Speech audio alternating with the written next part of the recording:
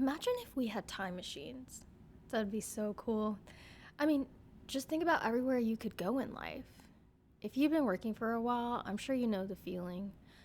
Oh, to be a kid again. Gosh, I hate being an adult. Bills, work every day, eat, sleep, die.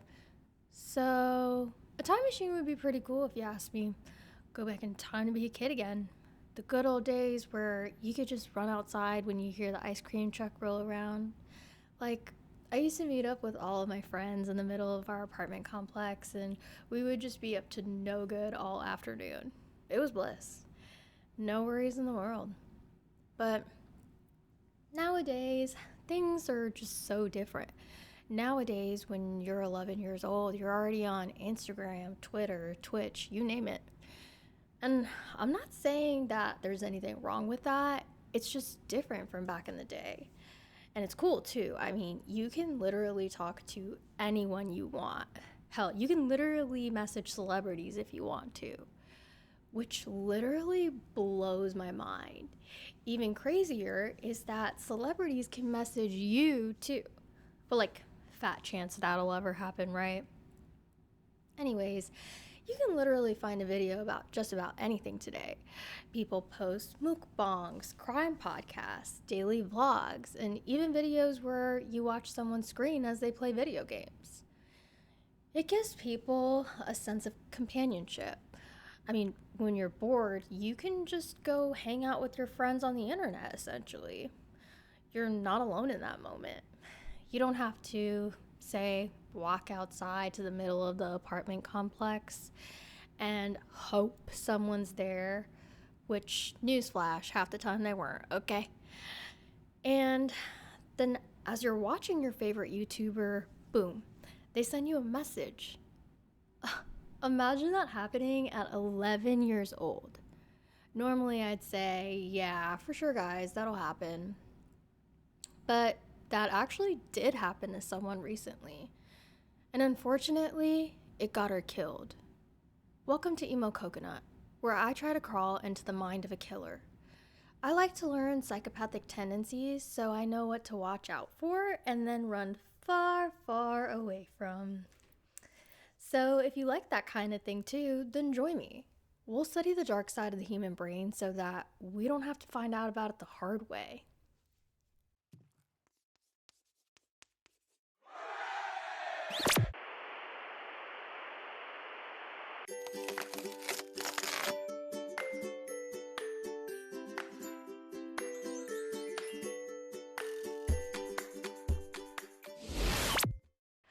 Before we get started, everything I'm discussing today is based on prosecutors' allegations and publicly available court documents. David has pleaded not guilty to all charges. David Anthony Burke, spelled D4vd. He added that 4 in there so that it'd be unique and separate him from all the other 5 billion Davids out there in the whole world on the internet. So smart.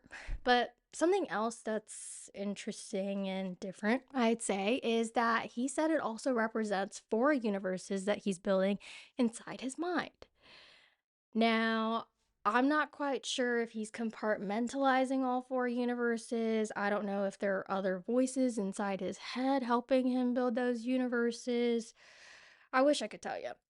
But what I can tell you is he was born in Queens, New York, and his family moved to Houston, Texas when he was a teenager. He grew up in a religious household, so think he only heard gospel music growing up, had piano lessons every week, church choir every Sunday, the whole shebang.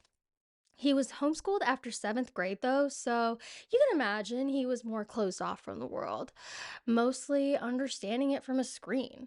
And as he got older, he got into doing different hobbies like playing video games, like Fortnite, which he actually got really good at. So good, in fact, that he started streaming his games as he played them and started getting a whole bunch of viewers. But there was a problem. He kept getting copyrighted for all the music he'd use in the background of his videos. So, what's he gonna do, you know? You need music to keep the party going. So, his mom came up with a really good idea, honestly. Why not just create your own music?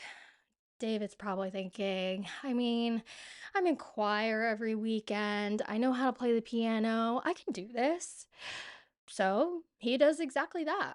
And making music isn't easy, obviously. You have to sit there and not only think of a beat and lyrics, and then all of it has to sound good too.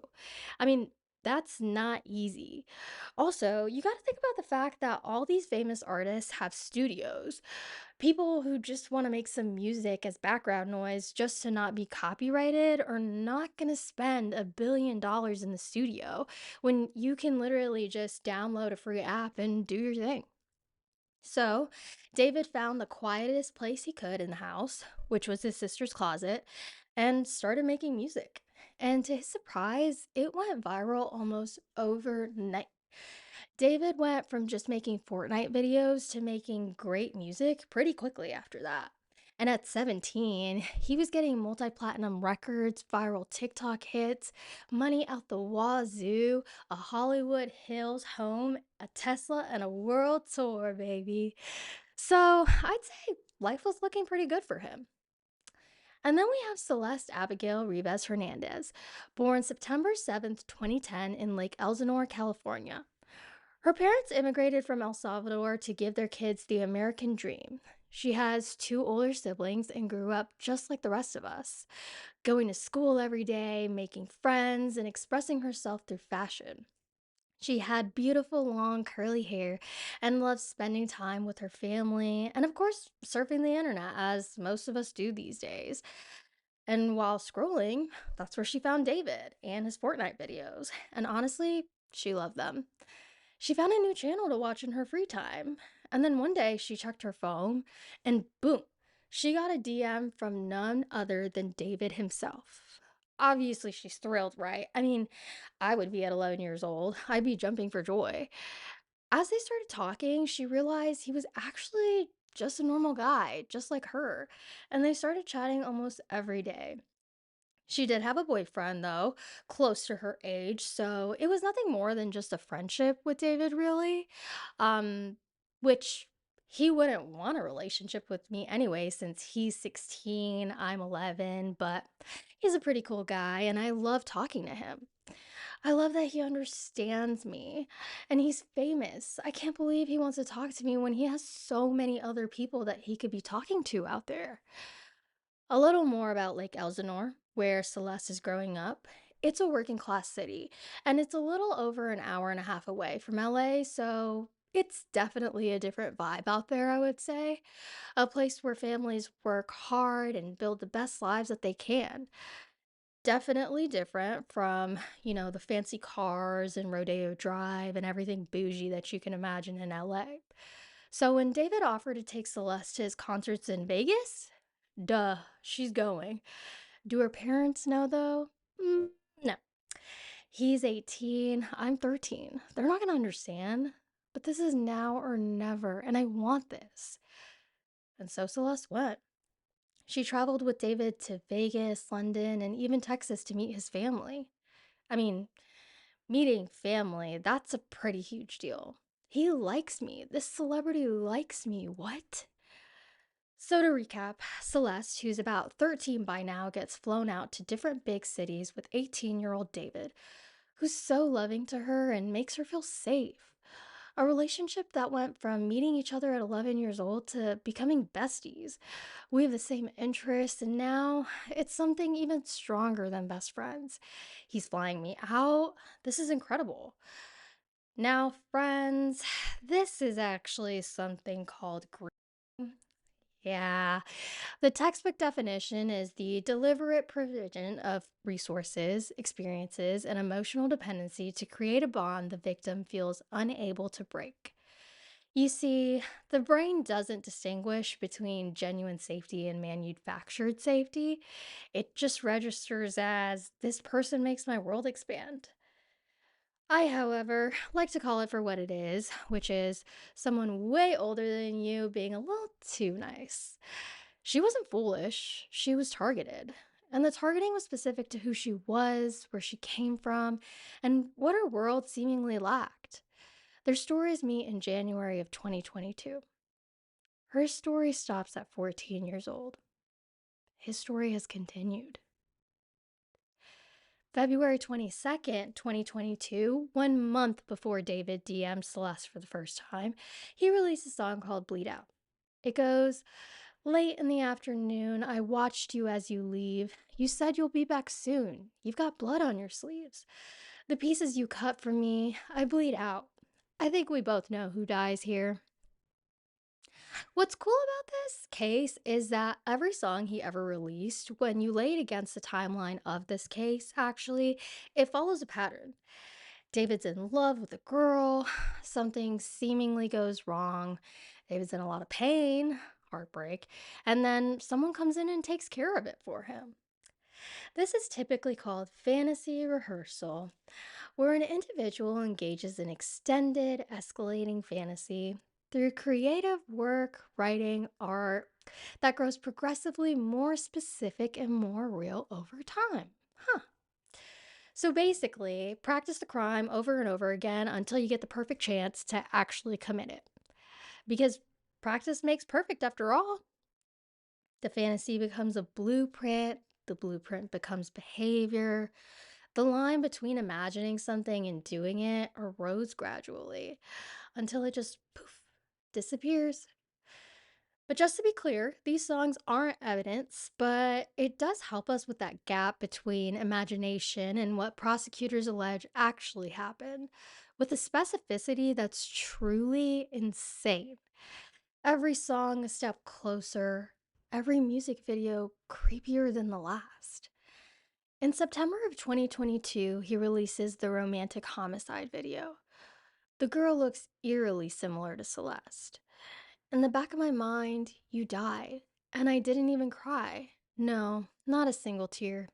In the back of my mind, I killed you, and I didn't even regret it. I can't believe I said it, but it's true. I hate you. November 2022, David said in an interview, I didn't kill her physically, but in the back of my mind, she died. And then he explained why the lyrics shift from you died to I killed you. It's not like the thought of her being gone is something she did, it was something I decided to do.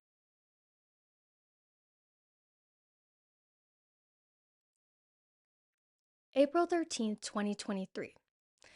David released a song called Sleep Well, the final track in a 6 part music video series, a beautiful love story, the rise and fall of a relationship. Sleep Well is the conclusion of a fantasy. Do you think about me every night before you go to sleep? I know you must be terrified of what you might see in your dreams, but I'm here for you still. And even if you don't think that I'm near, I'll still be right next to you, my dear. Even if you don't think that I'm near, I'll still be right next to you. The music video starts beautifully. Playful dates, romantic moments, 2 people completely in love. And then it's actually revealed that everything you just watched was happening entirely inside his head. Yeah, that girl was never real. The relationship was never real. He constructed an entire love story in his imagination about a girl who didn't know he existed. Yeah. What's interesting is by this point, David was allegedly jealous of Celeste and her age appropriate boyfriend that I mentioned earlier. Yeah. And then this song came out.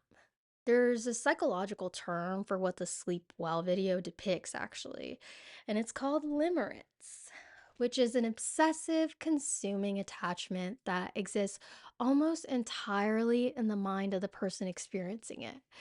The target doesn't need to know, doesn't need to participate, because the person experiencing it constructs the entire relationship internally and experiences it as if it's completely real. When limerence becomes fixation, when fixation encounters access, when access is paired with a power imbalance so extreme that the target has no way to resist, this is sounding awfully familiar. Because as David and Celeste got closer, it's reported that he started to like all the same things as her. Hello Kitty, same fashion sense, same nail polish color. And Celeste took notice. She felt closer to him than ever. I mean, they loved all the same things after all. August 18th, 2023, he releases Notes from a Wrist. Ever since Celeste's identity was confirmed, it's creepy seeing how similar every single music video's lead actress looks like her. I mean, they all look the exact same if you see it. Long brown curly hair, brown eyes, the same face shape. It's genuinely unsettling.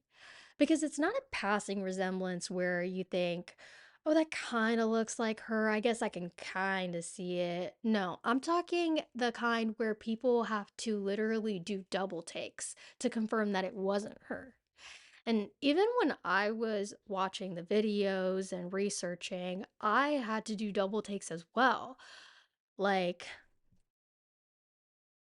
but remember, he cast her, he chose that actress, he decided what she looks like. Run away from home again. I'm carving these notes into bloody arms, alone with my soul impaled. Run away from your loving arms.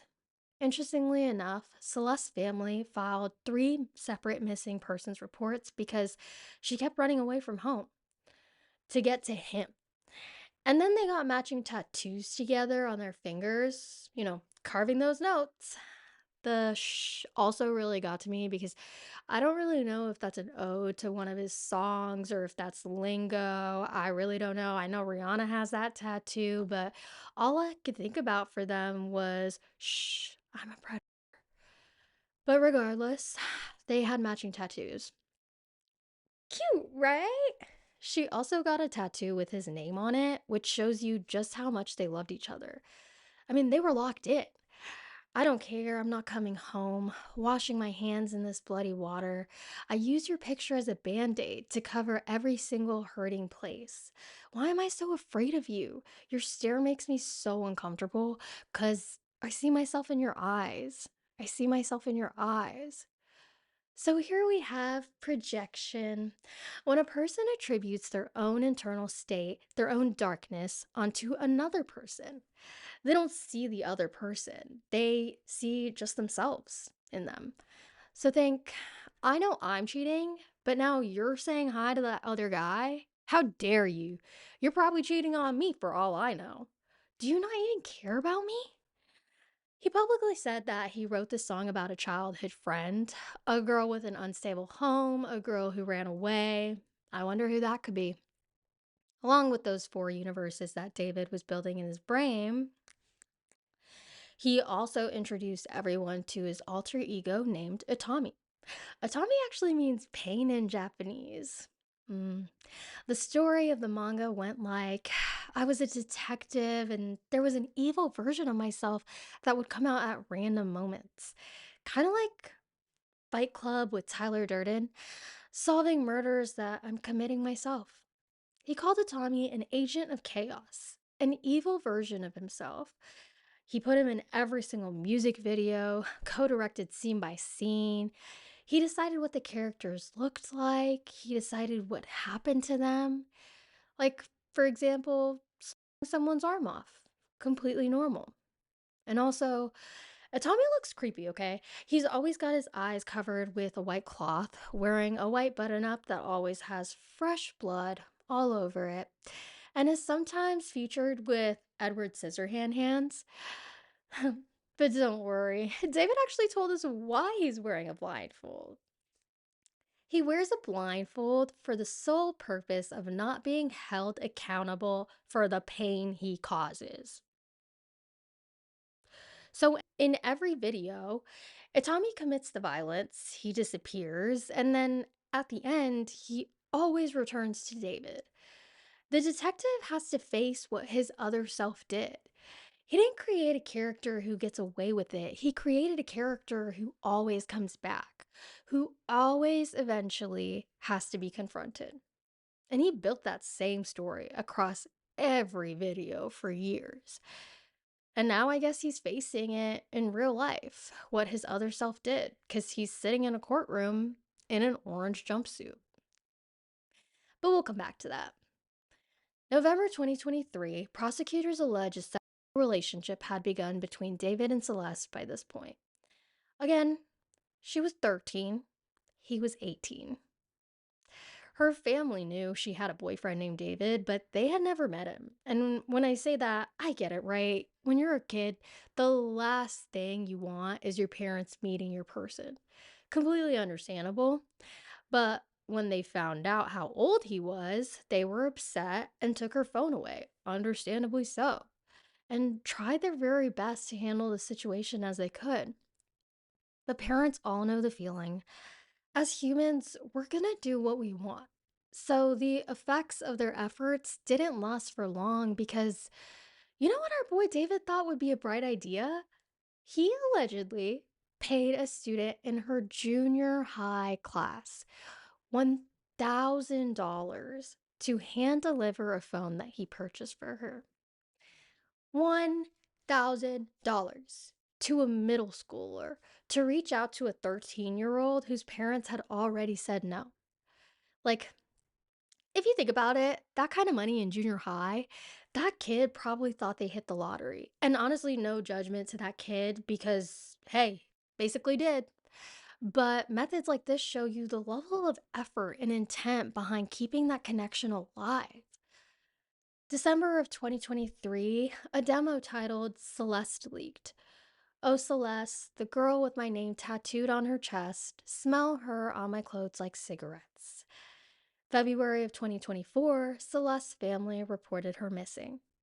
The Riverside County Sheriff's Office called David since they knew she had a boyfriend and found his number in her phone records. And he allegedly claimed he barely knew her or her age. Deputies told him that LA County Sheriff's deputies were coming to his home. And then when they arrived, they told him directly to his face Celeste was 13 years old and a runaway. He allegedly said that he had only met her one time. And then the relationship continued for another full year. He knew, law enforcement told him, but he looked them in the eye and he continued anyways. December 19th, 2024, where'd it go wrong? On the Withered album, it's a tragedy. I really thought you were meant for me. I guess you're not, and I can't believe you. I really want to leave you. I've got to make my mind up, but I can't be wasting time. I might die. I don't want to die. I don't want to die. Another life is where they'll find us. I hope they just remind us. I tried. I was in too deep. I couldn't leave. I couldn't let you walk away from everything. I'm the reason you're still breathing. Another life is where they'll find us. I couldn't let you walk away from everything.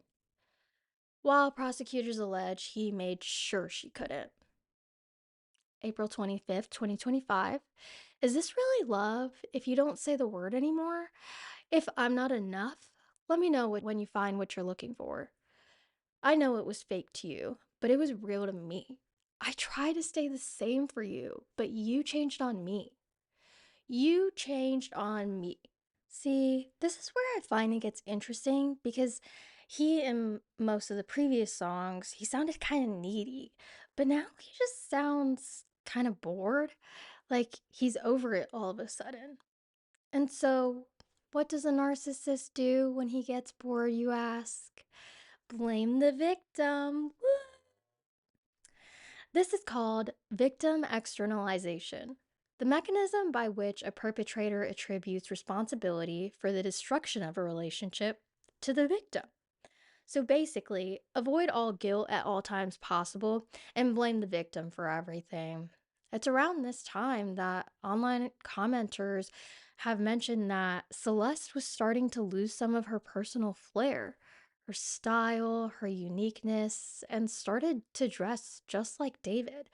Baggy clothes, and again with the same favorite nail polish color. So it flipped from David copying her to get her to like him to her copying him. And why, you ask? Well, they had reportedly broken up, but were still talking all the time, holding on to what they had. So not much felt different. But Around this time, as David's getting bigger in the music world, he's starting to get more attention from different women, and he loves it. But there's just one problem. What about his underage victim he's been preying on? Where does that leave Celeste? Well, women being the brilliant species that we are, we're naturally intuitive, and Celeste found out pretty quickly that David was allegedly talking to other women or children and got upset. Obviously, David led her to believe that they had a future together, that their bond was special, and that she was the only girl for him. But in an unshocking turn of events, he was lying, and she started to wake up. In an attempt to hold on to what they had, she told him that she wanted to tell the world about them. But since he's a predator, he knew that would be a problem from him. Oh my gosh, he's so stressed. His life is so difficult. His Withered album is literally supposed to release in 2 days, and she's ruining it. On April 22nd, the couple gets into a lengthy, heated argument over text about said relationship that he's having with other women. Fearing that he was leading her on, she threatened to expose their illegal relationship. April 23rd, 2025, approximately 8:40 p.m., David asked Celeste to come over to his place from her parents' house. So sweet, especially because she's all the way in Lake Elsinore, which is 75 miles away from his Hollywood Hills home. That drive without traffic would be. Actually, we're not even going to calculate that because I've quite literally never seen LA without traffic. So, on a normal day, that's a 2-hour drive from her house to his. And keep in mind, she's too young for a license. So, David's so sweet. He ordered an Uber for her. Which, a 2-hour Uber in LA has to be a pretty penny. But he's a celebrity. It's okay. She's excited. Things are going well again. He invited her over. They finally get to hang out, and he's releasing his album soon, so she can even go on trips with him. It'll be fun. They were texting throughout her ride till she got there around 10:10 p.m. And at 10:30 p.m., 20 minutes later, David texted her asking where she was. Well, unfortunately, she was already dead. Her cell phone went dark that night and never came back on. And his album still dropped 2 days later. Prosecutors allege Celeste was killed April 23rd, 2025. Knowing he had to silence the victim before she ruined his music career as she had threatened, very soon after her arrival at his home, defendants stabbed the victim to death multiple times and stood by while she bled out. At no time did he call law enforcement or 911 to take her to an emergency room to attempt to save her life. He stood by while she bled out. And then 2 days after she allegedly died, it was fake to you. You changed on me. He's presumably talking about the relationship, and he was blaming her in the music. He even went on to do an interview where he's talking about how now that he's experienced true love, he has so much more to write about in his music. The beauty and the pain of it all. He also mentions how he's single at the moment, which is particularly disturbing because he allegedly took her life just 5 days before that interview aired. So he quite literally made sure he was single. That was a personal choice, buddy. He described Wither publicly as a letter about the natural evolution and lifespan of a rose.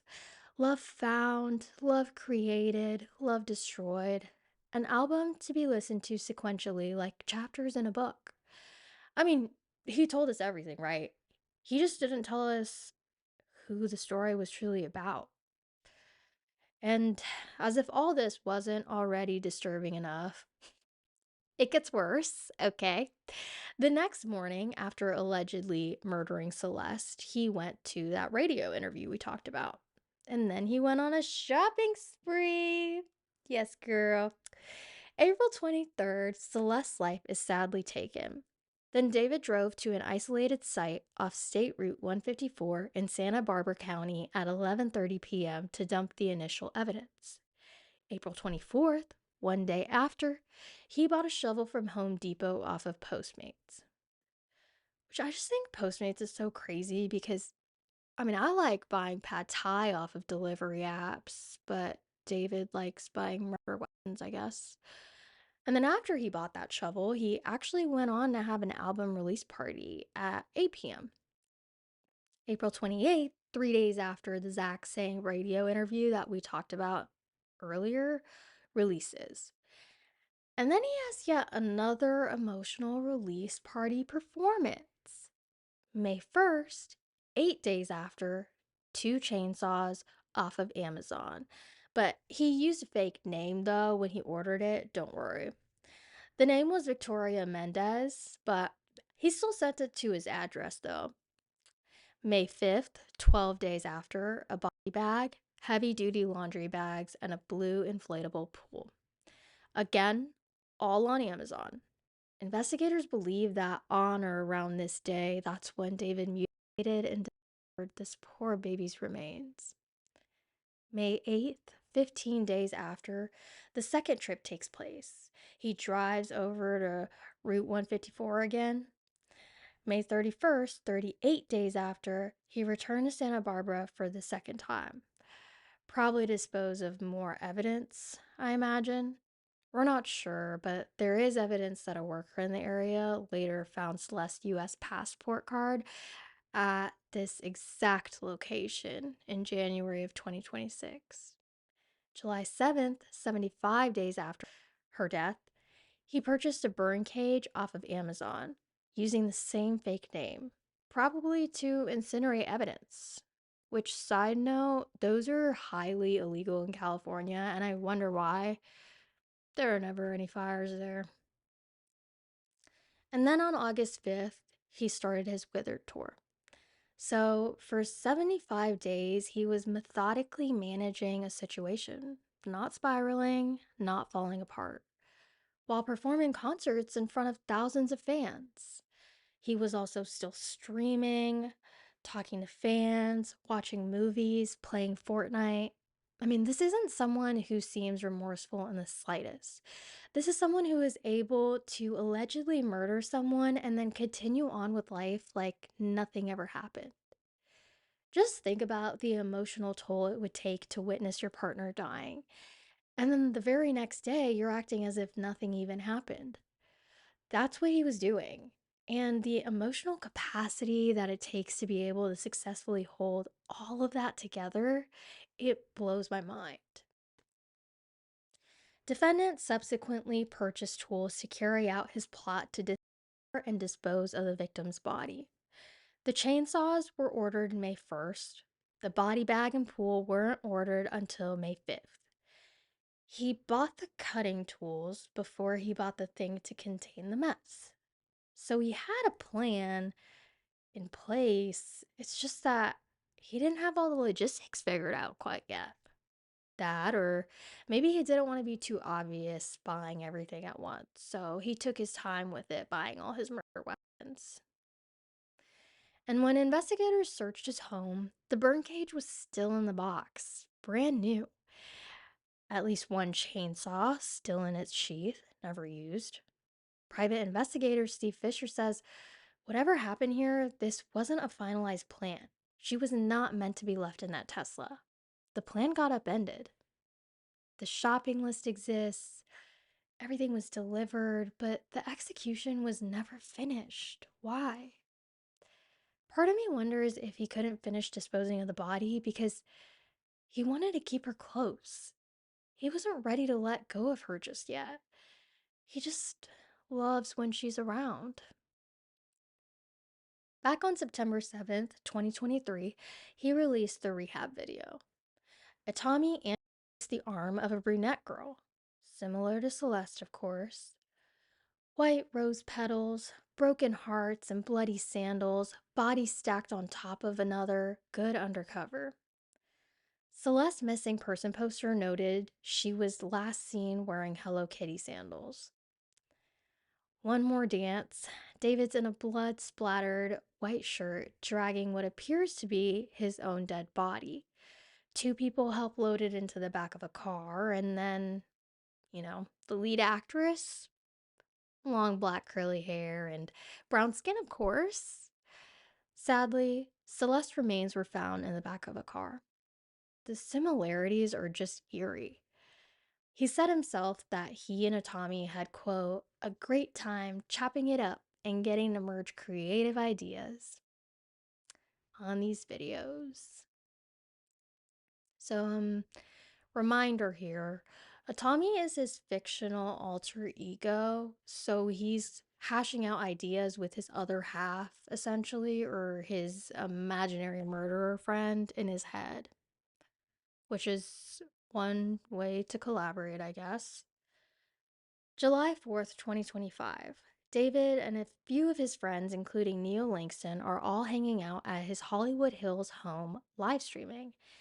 And there's this weird moment where, while they're still on the stream, David just interrupts the conversation to apologize for a smell coming from his bathroom, which he said was because he made a poo poo. The bathroom that they were all in was at the very top of the house. The garage was directly beneath them. Unfortunately, now we know that smell was actually coming from Celeste's body. It had been there for 72 days at this point. So, the odor that happens with decomposition usually begins within 24 to 48 hours after death. It intensifies between 4 and 10 days, but peak odor occurs between 25 and 50 days. It penetrates walls and it lingers in surfaces for weeks after a body is removed. Crime scene cleanup professionals wear respirators, and medical examiners use mentholated balm under their noses because it's just that bad. And they probably wouldn't be able to function otherwise. But do you remember that line, smell around my clothes like cigarettes? Well, go. Celeste allegedly died April 23rd. The body bag wasn't ordered until May 5th, 12 days later. LA in late April and May, temperatures in the high 70s to mid 80s. Heat accelerates decomposition significantly. So between April 23rd and whenever she was allegedly moved to that Tesla, she was in the house. Unfortunately, the Tesla is where her remains were later found on September 8th of 2025. And the way he did it is just eerie. He imitated his own art to the T. And of every vehicle to leave a body in, he chose a Tesla. And that's where I'm just like, frontal lobe cannot be fully developed there. Like, there's just no way. Because that car logs every single location. Built in cameras recording the exterior continuously, on footage every time it moves. The LAPD confirmed the Tesla had been parked on Bluebird Avenue since late July of 2025, around when his national tour kicked off. A private investigator obtained surveillance footage from July 29th showing it being driven for the last time before it was parked and towed. The driver, you ask? Lighter skinned with long hair, wearing a red jersey. Online investigators cross referenced that with images of David's close friend Neil Langston. Remember the one who was at David's house live streaming when David apologized for the smell? Yeah, him. Online investigators found images of him wearing a matching red jersey around that same time. The same day the Tesla was moved, Langston was reportedly spotted entering David's residence about 12 hours earlier. And people are calling this the red hoodie theory, but it actually hasn't been confirmed that he was a part of any of this. But I will say that he did choose not to appear before a grand jury in this case, and he got arrested for that in January of 2026. But he did get released with a $60,000 bond and posted it on his private saying, "Boy, do I got all my receipts for things, and there's more to the story." Nothing's been confirmed yet, so I'm not insinuating that he had any part in it. However, aside from that, I do think that the nature of how David took care of Celeste may have been a two-person job. I mean, it would truly shock me if he was able to do that alone, just with the amount of force it would take and the mess it would make, I imagine. I imagine. And I don't know if he took a few days to finish everything or did it quickly. But I do know that he was at an interview the very next morning and he was live streaming a day or so after and tweeting a bunch. So I don't know. I also saw a video where someone mentioned that the person was explaining this whole story to his dad, who's a mechanic and obviously has worked with machinery for a very long period of time.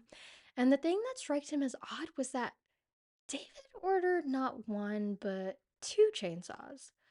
The dad was explaining how chainsaws are super tough and don't break easily, so why two? So that's something to consider as well, but again, nothing's been proven with that. A deception analyst expert did note, though, that in all of Langston's public statements, he never once mentions Celeste by name, never references the crime, never names David, which can feel deliberately vague. So make of that what you will. I don't know. What do y'all think? Was David working alone? Did he just buy the extra chainsaw as backup? Even though I think he's stupid for using a Tesla, there were things that he did try to be smart about. Keyword try. And that's where we can maybe think he has a mixed offender profile because we've got the organized side where he used an Uber, so his face wasn't seen at the pickup. He texted her phone afterward to try to create that false narrative, ordered everything under a fake name, Victoria Mendez, drove to dispose evidence at a remote site at night, went on a radio interview the next morning to create a great alibi. But then you've got the disorganized side. He put her in his own registered car, really. He used his own phone not only to order her Uber, but to order all the gross tools afterwards, his own address for all those deliveries, her remains in his car for 5 whole months. Just why? Also, Uber quite literally shows a drop off time, so I'm not really sure what that thought process was there either. But the organized behavior happened when his planning brain was running.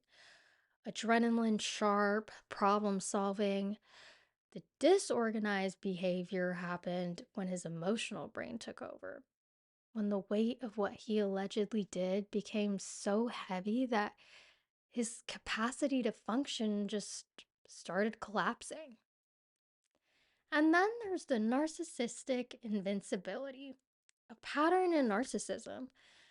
The unconscious belief that consequences only apply to other people and not you. I mean, his entire life had confirmed that belief. He beat the algorithm at 16, multi platinum records before he could even rent a car. OJ in the Bronco, R. Kelly in plain sight for decades. The more fame confirms you're exceptional, the more your brain treats consequences as someone else's problem. He didn't get rid of her. He parked the car 400 feet away from his home and left. He allegedly cut off the finger with his name on it as well. He also cut off the finger with the matching tattoo, which, if you think about it, both of those fingers, him cutting it off essentially removes the evidence of her claim on him. But then he kept her in his car near his home. He kept her close. He kept all the control, even in death. August 5th, 2025, the Wither Tour launched. Celeste had been dead since April. Her remains in his Tesla parked 400 feet away from his home. At every venue, he'd bring in a coffin shaped casket into the lobby while fans were waiting in line to get into the concert. Inside all of his venues, there was always a portrait of David as Itami wrapped in gauze. There'd always be a guest book for condolence messages, red pins that said "Rip Itami." Outside, white coffins, reeds, notepads for fans to write letters to the dead. His stated concept: the artistic death of an era. You see, I think it's more than that. City after city, fans writing letters to the dead, and in a car on Hollywood Street, she was still there. I mean, it's creepy, right? He's essentially carrying out a funeral and forcing his fans to attend without them even knowing it. Again, with the control. I feel like he loved having it, like being able to control an entire crowd like that to attend the funeral of someone that he murdered, allegedly, and then cheer him on while he sang cryptic songs. That's him relishing in his success. His success of taking on that true Itami form in real life, allegedly. This kind of reminds me of when serial killers get upset when someone else is blamed for the crimes and they actually want all the credit for it because they're proud of their work. They just want to relish in it. And forensic psychology has documented cases where perpetrators engage in mourning behavior to replace confession, the performance of grief without the admission of it. Like when you hear those stories, for example, about how serial killers always love to attend the victims' funerals. So, this isn't something we haven't seen before, but dude's also almost making $1 billion doing all of this. Let's not forget that. Like romantic homicide alone, 1.9 billion Spotify streams, 1.9 billion on one platform, on one song. To put that into perspective for you, Sweater Weather by The Neighborhood, one of the most streamed songs in Spotify history, has 4.3 billion streams. It has been out for over a decade. Romantic Homicide, released by a teenager in his sister's closet, has earned nearly half of that in 3 years. And Blinding Lights by The Weeknd, the single most streamed song in the history of Spotify, has 5.4 billion. He was less than 3 billion streams behind that song. And just thinking about that is insane. And at that rate, the Grammys were probably next. And when we're talking profits, Spotify pays artists roughly $3 to $5 per thousand streams after label splits. So even at the conservative end, that is millions of dollars generated by one song. And sadly, all of this has only amplified those numbers. September 2025, the week Celeste remains were discovered in his Tesla, his catalog earned 30.3 million US streams in 5 days. The previous 5 days, 13.8 million. Romantic Homicide alone went from 2.9 million to 9.4 million in 1 week. That is a 224% increase, all because she was found in his car. There's also the 2022 track, I'm Waiting, which opens and closes with a young girl's voice saying, "All right, I'm waiting, tick tock, ha ha ha ha ha." After Celeste's identity was confirmed, people online began comparing that voice to recordings of Celeste, and many believe that it matches. That is, however, not confirmed by law enforcement, so that is an if. But the track was released July of 2022, and their first contact was in January of 2022, when she was 11 years old. And if that voice is hers, he recorded an 11-year-old girl, put her on a commercial release, and it streamed for 3 years. This is what the prosecution means by financial gain as a special circumstance. Not just the album, a career built in part on content allegedly involving this child. Her image, her likeness in video after video, allegedly her voice, nearly 2 billion streams. That is the financial gain special circumstance in numbers. April 16th, 2026, justice is finally served and David is finally arrested. David charged with first-degree murder, continuous sexual abuse of a child under 14, and an unlawful mutilation of human remains. We've got, drum roll please, lying in wait, because the decision was allegedly made before she arrived, so he quite literally sat there and waited for 2 hours for her Uber to get to his place before he did anything. And financial gain to protect his career, because if she did actually go public with their relationship, his career probably would have ended. And murdering a witness, which is the most significant one and the least discussed, I feel like, because prosecutors allege Celeste was an active witness in an ongoing investigation into David's conduct at the time of her death. Her family had filed 3 missing persons reports. Police had already told him to his face she was 13. There was already a thread being pulled. Murdering a witness means he knew the investigation existed, knew she could testify, and chose the most irreversible possible response. That is not a crime of passion. That is someone who understood the legal jeopardy they were in and took care of it. To make matters worse, April 22nd, 2026, one day before the 1 year anniversary of her alleged murder, the coroner amended her death certificate. Weird, right? The pregnancy field that was initially listed as a no was changed to unknown. A criminal defense attorney told ABC7 that if prosecutors can prove she was pregnant at the time of death, David could face an additional murder charge, regardless of whether he knew or not. But what is confirmed was that their text messages included repeated discussions of pregnancy, abortion, and Plan B emergency contraception.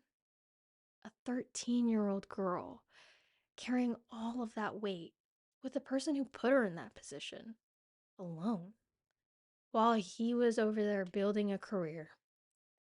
However, he has pleaded not guilty to everything. His defense attorney, Blair Burke, says the actual evidence in this case will show that David Burke did not murder Celeste Rivas Hernandez, and he was not the cause of her death.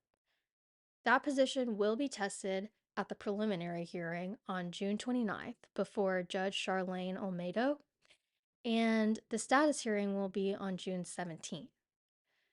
Which the hearing actually pushed back because prosecutors have found over 40 terabytes of evidence. Let me say that again. Terabyte.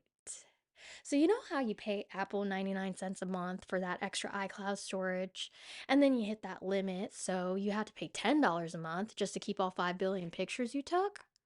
Well, that's 1 terabyte. One. Prosecutors have found over 40 terabytes of evidence in this case off his computer. 40. And as of last week, they have only uploaded about 10 of those 40 to a system the defense can even access. And not surprisingly, they have not finished going through it. I mean, that's 40 terabytes of surveillance footage, text messages, images, videos, Amazon records, wiretap recordings, iCloud data, device forensics, the whole works. And within that, prosecutors confirmed in open court that his iCloud account contained a significant amount of material that resulted in additional charges beyond the murder itself. So, you can imagine what was on there. But 40 terabytes, 10 uploaded, additional charges already filed from what they've seen so far. So, they've barely even started. But it's odd though, because he has a whole team of people working with him, going in and out of his home, driving his cars, traveling with him. So people had to have noticed her with him all the time, right? And if she suddenly disappeared, wouldn't they ask questions? Or, let's say they just assume that David and Celeste broke up. But then when the news broke that a body was found in his car surely his team would have started wondering if anything fishy was going on, right? Nah. Instead, his manager and him decided to continue the tour that same night, continuing as if nothing had happened. Later, when his manager, Robert Morganroth, was questioned about this and asked why he didn't call the police when he found out, he said, I feel like I didn't have the responsibility to do that and just wanted to continue with the tour. Now, I want to sit with that for a second because as his manager, Morganroth's entire career is built on protecting his artist's public image. That is literally the job. And the standard response when your client is under active investigation for a murder, even if you believe they're innocent, is to stop everything, consult lawyers, and issue a statement. You do not keep the tour going. You're wondering who the heck could that body be? And why was it found in your client's car? Hello? But here's what continuing the tour actually does it keeps money flowing. It keeps David physically moving and difficult to pin down. And most importantly, it signals to the public that nothing's wrong. After all, a man who cancels his tour looks like he has something to hide. But a man who keeps performing looks like he has nothing to worry about. Whether Morganroth made that choice consciously or not, continuing the tour benefited David's perception of innocence at exactly the moment investigators were closing in. He has not been charged with any crime, but that phrase, I didn't have the responsibility, that's exactly the kind of statement lawyers advise witnesses not to say, because it implies he knew something that warranted a call to police and then chose not to make it.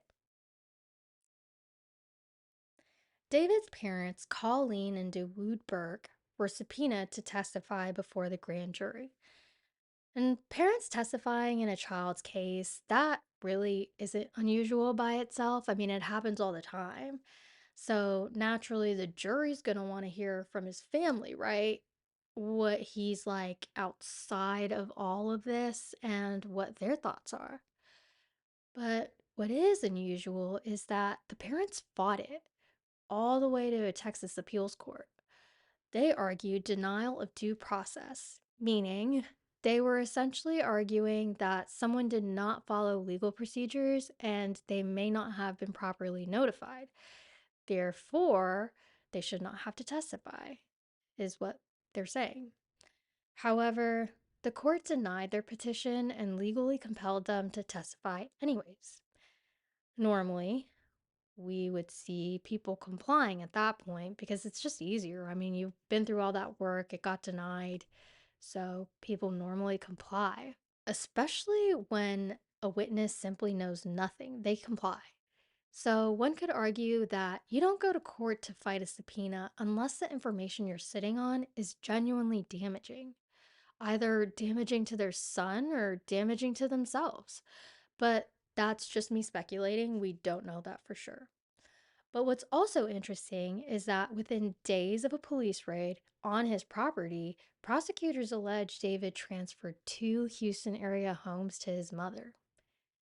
And this has a name. It's called fraudulent conveyance, which is moving assets out of your name before a potential conviction so that they cannot be seized as restitution or awarded in a civil lawsuit. Because regardless of how this criminal case ends, Celeste's family will probably sue, and those houses in his name would all be on the table.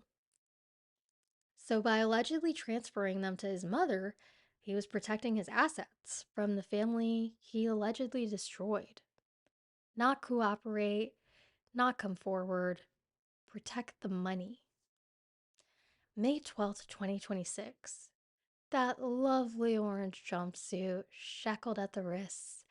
Reporters in the courtroom described his demeanor as more like he was waiting on a delayed flight than fighting a criminal case. casually slumping, relaxed throughout. And when the hearing ended and he was being escorted out, he winked at his attorney. Okay. Now, before we talk about what the wink means, I need to tell you what he requested to wear to court: dress pants and a button down shirt. The judge denied it, but she did approve the haircut, though. And I want to ask you something. And I genuinely want your answer in the comments because I've been thinking about this since I saw it and it's eating me up inside. Why a button down shirt specifically? Yeah, he might want to look put together in front of the court, but here is what Itami wears in every single music video: a dark, blood splattered, fitted button down shirt, but still clean, intentional, put together. The visual of someone who is in control, someone who chose this, someone who is exactly where they are supposed to be. Do you think he wanted to look like a Tommy? Do you think sitting in that courtroom in front of cameras with the whole world finally watching, he was trying to dress the part of the character he has been playing for years? Because here's a psychological framework that I think explains not just the shirt request, but everything about his courtroom behavior: attention seeking behavior, or clout chasing. It's where an individual derives psychological satisfaction from the public recognition of something they've hidden, even when that recognition comes in the form of criminal proceedings. The performance is finally complete. The secret that was the heaviest part of the psychological burden is now out in the world, and the whole world is watching. He spent years building a Tommy, a character who commits violence, who wears a blindfold so he can't be held accountable, who always comes back to face the detective, the other version of himself. He wrote that story. He directed that story. He performed that story on stage in front of thousands of people who thought it was art. And now, allegedly, the story is real. The violence is real. The courtroom is real. The cameras are real.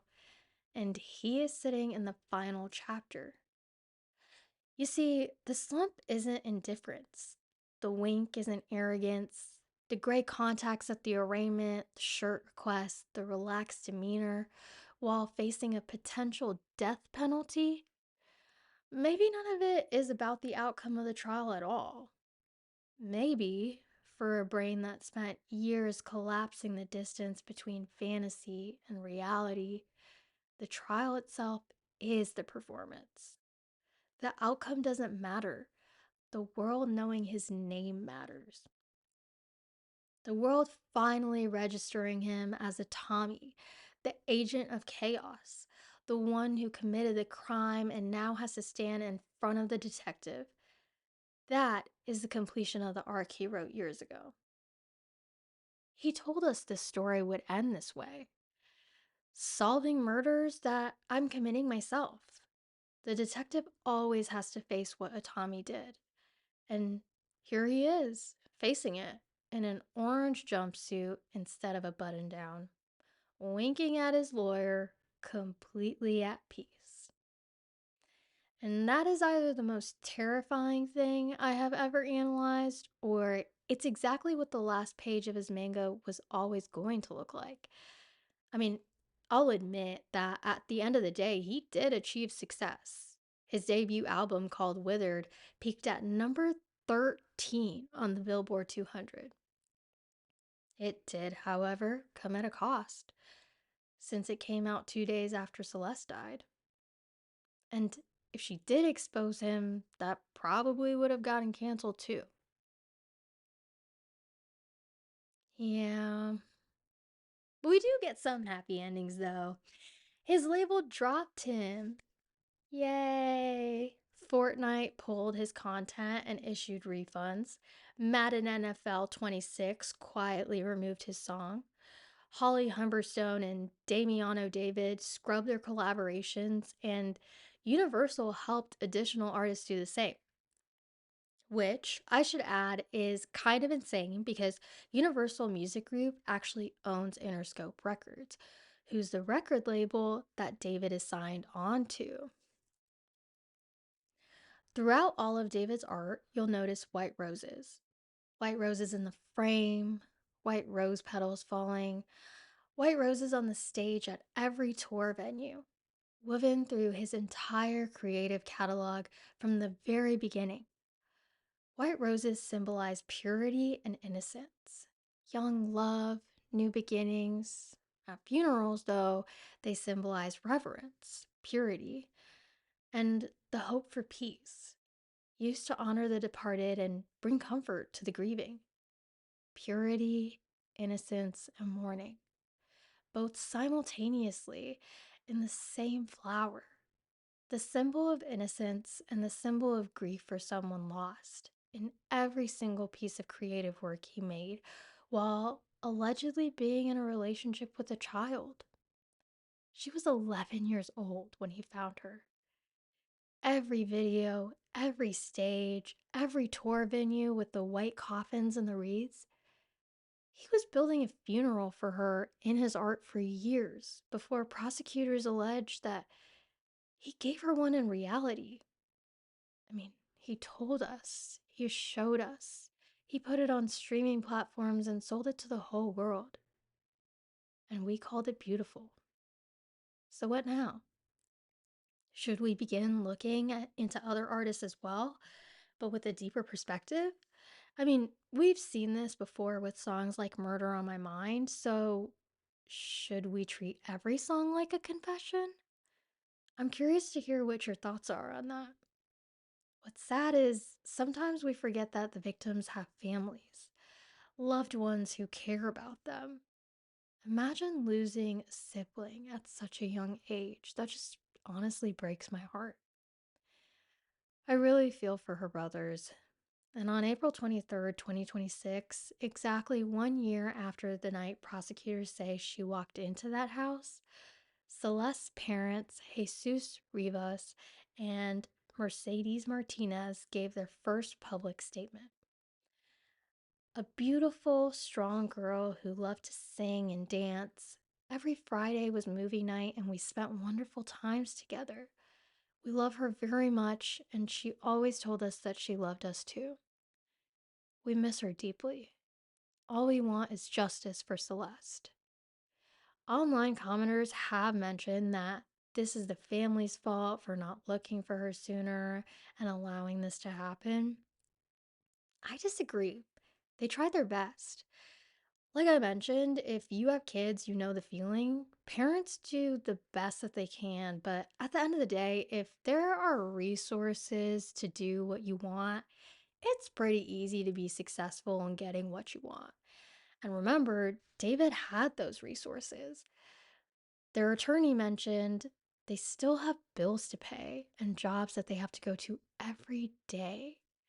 The world did not pause for this family, it kept moving. They're still having to go on with everyday life and responsibilities while holding on to the heaviest thing that a parent can carry. So, to the Rivas Hernandez family, there are no words adequate for what you are carrying. No parent should ever have to carry this. I want you to know that this community sees you and we stand with you. And I want to stress this: Celeste wasn't naive.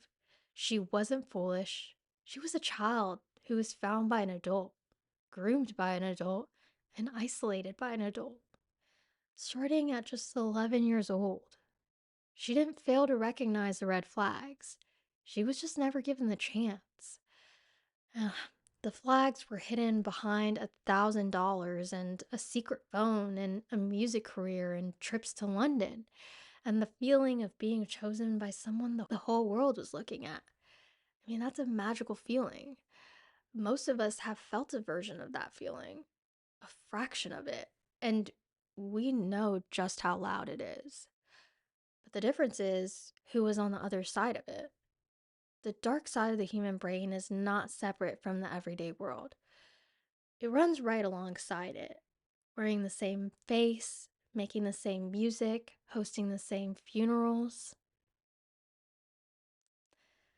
Before I go, I want to speak to Celeste directly. Celeste Abigail Rivas Hernandez, you were a beautiful, strong girl. You were someone's entire world. You were 11 years old when someone decided you were useful to him. And you spent years believing that what he gave you was love. Because that is what he needed you to believe. That is not a reflection of who you were. That is a reflection of what he did.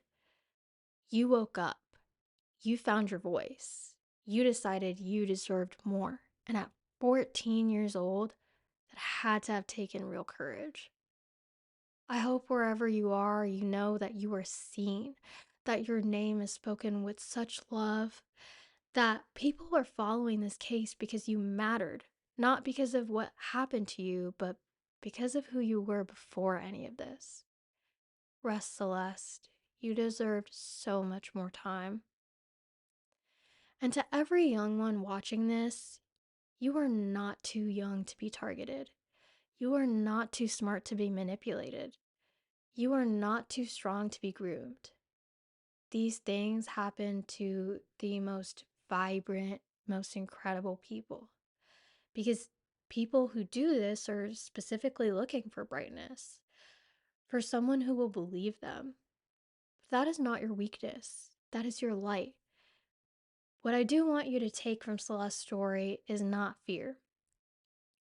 Fear makes you smaller. I want you to take awareness. Awareness keeps you whole. If someone is asking you to keep them a secret, that is not romance. That is a warning. If someone is making you feel chosen while keeping you hidden, that's not love. That's control. If someone is making you feel like you need them to feel worthy, that is not a relationship. That is a system that they're creating to get you to hold on. You are not someone's secret. You are not someone's convenience. You are not someone to be managed. You are whole. You are enough. You are exactly as you are right now today, worthy of love that doesn't ask you to hide. So stay curious, stay loud, stay in rooms where people are proud to know you. And if something feels wrong, tell someone. Tell anyone. Tell everyone if you have to. Celeste told people. Her parents reported her missing 3 times. The system didn't move fast enough, and that's a failure we have to reckon with collectively. And it's a reason to keep saying her name, to keep asking uncomfortable questions, to keep making videos like this one. Not for entertainment, not for shock value, but for Celeste. For every girl and boy who deserves to be seen before something happens, not after. Her name was Celeste Abigail Rivas Hernandez. She loved to sing and to dance. She deserved to turn 15, and we will not forget her.